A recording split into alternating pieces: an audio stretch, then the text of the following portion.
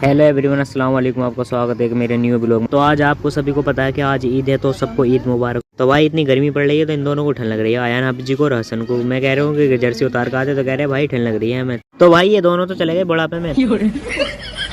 फिर चलते चलते अली आप जी मुझसे कहते हैं ईदी तो दे दो ब्लॉगर साहब। मन की ईदी की बात करना, नमाज के बाद पहले चलते कब्रिस्तान में। तो हम कब्रिस्तान के लिए निकल जाते हैं। तो देखो पीछे से कितना बड़ा बैकग्राउंड आ रहा। तो भाइयों अब आ गया मैं कब्रिस्तान। तो पहले मैं अपने अब्बू के लिए मगफिरत की दुआ कर दूं, फिर उसके बाद बात करते हैं, ठीक है। मिस यू अब्बू। फिर दुआ करने के बाद मुझे मिल जाता छोटा सुफियान कहता ईद मुबारक। मैंने कहा आपको भी भाई। तो ये सब बहुत ठंड लग रही है, मर मत जी।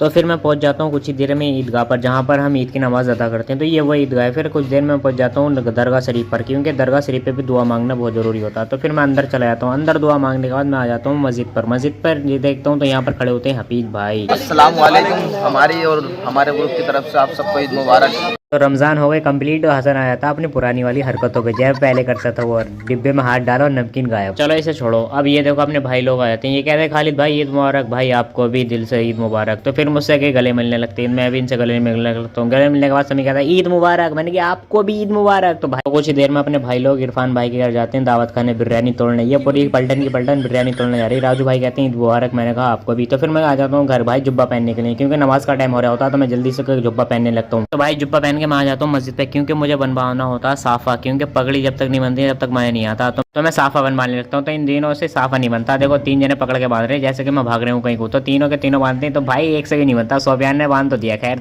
तो साफा खुल जाता कुछ ही देर में। तो फिर मैं मजबूरी में फैजान हाफिज जी को कॉल करनी पड़ती है। मैंने सुना वो साफा बहुत बढ़िया बांधती है, तो मैं उन्हें कॉल कर लेता हूँ। तो फैजान हाफिज जी आ जाते हैं मस्जिद में। तो फैजान भाई मुझे मना नहीं करते हैं, वो एक फ़ोन में आ जाते हैं। बहुत बढ़िया आदमी है, तो अल्लाह इन्हें कामयाब करे भाई। तो ये साफा बांधने लगते हैं। तो देखते हैं कैसे बांधते हैं। तो खैर ये साफा बांध देते हैं बढ़िया, माशाल्लाह बहुत अच्छा साफा बांधते हैं भाई ये।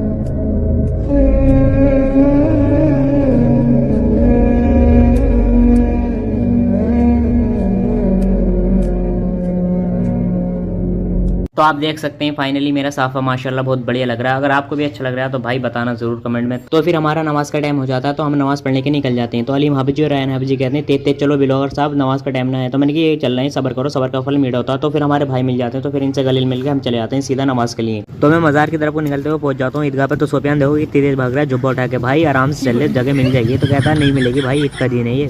तो भाई कल मैंने एक छोटी सी क्लिप डाली थी ब्लॉग की। अगर आपको वो ब्लॉग अच्छा नहीं लगता तो आप मुझे कमेंट में बता दो कि वो अच्छा नहीं है, आपने ये गलत करा, तो मैं उसे हाथों हाथ डिलीट मार दूंगा। अगर मेरा कोई ऐसा इरादा नहीं है कि मेरी वजह से किसी का दिल दुखे। तो भाई अगर आपको ये पूरा ब्लॉग देखना है, तो इसका पार्ट 2 देखना है, तो जल्दी से 50 कमेंटें कर दो, ठीक है। जल्दी डाल दूंगा। मिलते हैं पार्ट 2 में।